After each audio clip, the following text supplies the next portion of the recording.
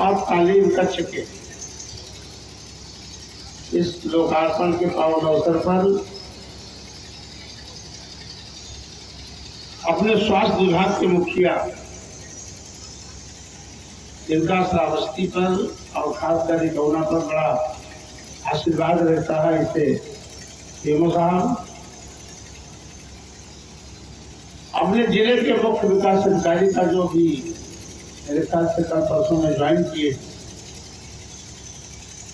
उनका मैं हृदय की असीम गहराइयों से अपने तरफ से आप सबकी तरफ से हार्दिक स्वागत करता हूँ। इस अस्पताल के अधीक्षक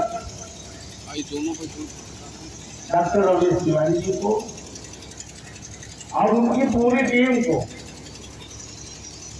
डॉक्टर अंकित जी को, डॉक्टर ए.के. श्रीवास्तव जी को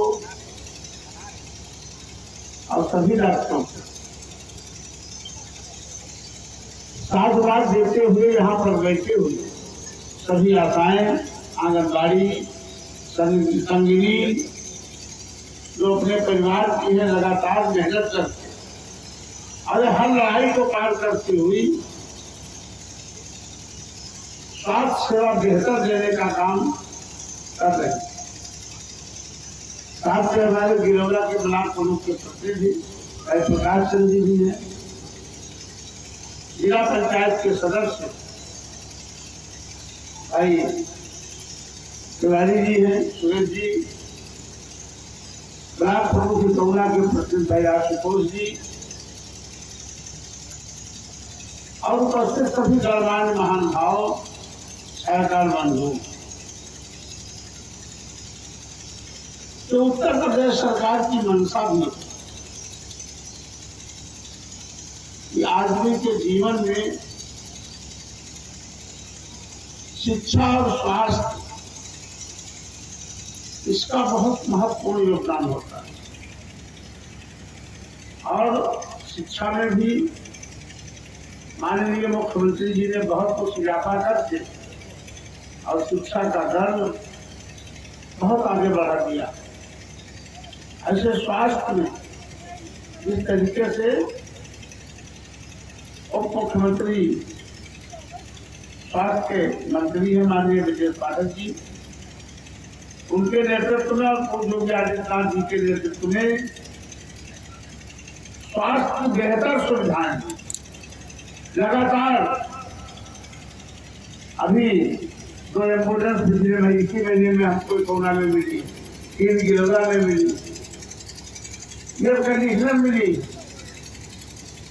लोगों को बेहतर सुविधा दिया जाए और ये तहसील का सामुदायिक स्वास्थ्य केंद्र है, नेशनल हाईवे का है, यहाँ पे डेली न डेली कोई न कोई दुर्घटनाएं होती रहती।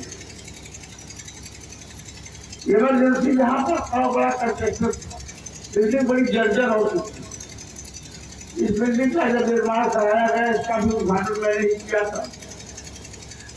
उसी दिन मैंने बताया था कि इमरजेंसी स्थिति में शिफ्ट होना, यहाँ पे जल भराव की स्थिति बहुत हुआ करती थी, सारे लोग जानते, आप लोग आ नहीं पाते थे।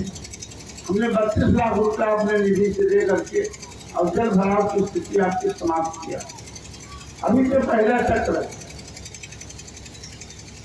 इमरजेंसी आपकी जो सेवा चालू होने जा रही है आज से, इसमें 6 एसिया लगवा दिया।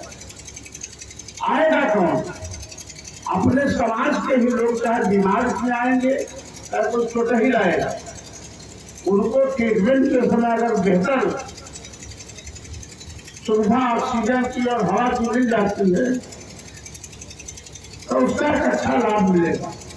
इस चिमचिमाती हुई धूप में, इस गर्मी में जिसको टाका लगाना होता उसका दम फूल रहा होता, तीमारदार खड़े नहीं हो पा रहे,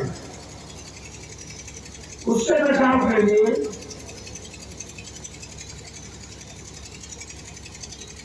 इसमें इन कमरों को वातानुकूलित बना करके, एयर कंडीशनर करके और लोगों को अच्छी व्यवस्था देने का काम कि आप लोगों के सहयोग से हुआ। और अभी जो अगल बगल में जो जमीनें अभी जो कच्ची लच्ची दिख रही है, हम बरसात आने से पहले स्टेडियम का लागू करवा देंगे कि बरसात में मेरे किसी पेशेंट को, किसी तीमारदार को, किसी वाहन चालक को कीचड़ में ले जाना है। और इसके पीछे वाले हिस्से में हमने जो भी प्लानिंग किया है, एक सोखता बनवाए कि जो अंदर का पानी हो वो सोखता में सोखता चला जाए, जमाव न होने पाए। बरसात का पानी तो निकलना है चाहे जहाँ।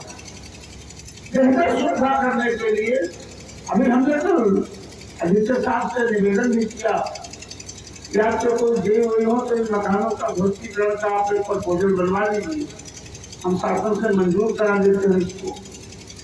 वहां से ध्वस्तीकरण का आदेश हो जाए, ध्वस्त होके अब नई लाइन के साथ नया अस्पताल बनवा दिया जाए, लोगों के रहने के लिए जो अच्छी सुविधाएं हो जाएंगी।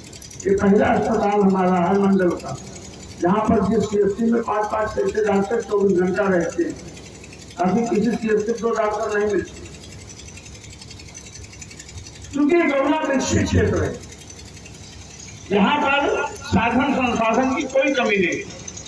हर चीज की शिक्षा के क्षेत्र में या अपने दैनिक उपयोग की वस्तुओं के मामले में ये गौना बहुत आगे है। इसलिए लोग चाहते हैं कि यहाँ पर रह करके बेहतर सेवा दें। और जब अस्पताल में हमारा डॉक्टर रहेगा तो आपातकालीन समय में भी वो काम आएगा, ढूंढना नहीं पड़ेगा। और सारे स्पेशलिस्ट हैं, तो अभी तो काम बहुत कुछ बाकी है, जितना कर पाएंगे उतना काम करेंगे। और इस अस्पताल को बेहतर अस्पताल बना करके मैं चाहता हूँ कि ये कोई बड़ा विजिट किसी का कराऊं। उत्तर प्रदेश में CHC में पहला रैंकिंग का स्थान गौना का हो जाए तो सबका सम्मान बढ़ेगा। और आप लोग बड़ी मेहनत और धैर्य से काम कर रही है, इतनी ईमानदारी से काम कर रही है। आप लोग आदरणीय है, प्रार्थनीय है, पूजनीय है। और अगर कहीं कोई बात होती तो अपने हक की लड़ाई याद रखती, नाजायज लड़ाई आपकी कभी नहीं होती। और आप लोगों के प्यार और सहयोग से क्योंकि अस्पताल है, ये हमारा अस्पताल है। डॉक्टर तो आज है, 5 साल बाद चले जाएंगे, 10 साल बाद चले जाएंगे। आप लोग इस क्षेत्र की हैं, यहीं पे नौकरी कर रही, यहीं पे सेवानिवृत्त होंगी, फिर भी आपको इसी अस्पताल में आना है।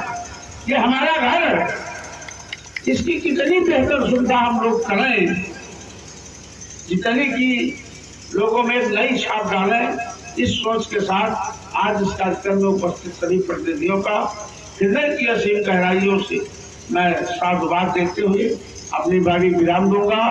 जय हिंद, जय भारत, वंदे मातरम।